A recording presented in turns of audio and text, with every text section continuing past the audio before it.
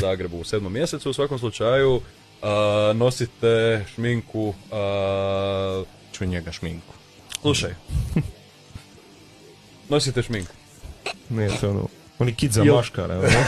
Isterija za eur. Ali je, a šta najveće uđem u Millera i sam uzmem najjeftinije onako sranje. Ok, već si odgovorio na pitanje.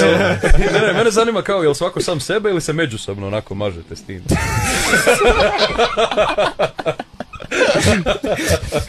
Napravo ovako Vlakić.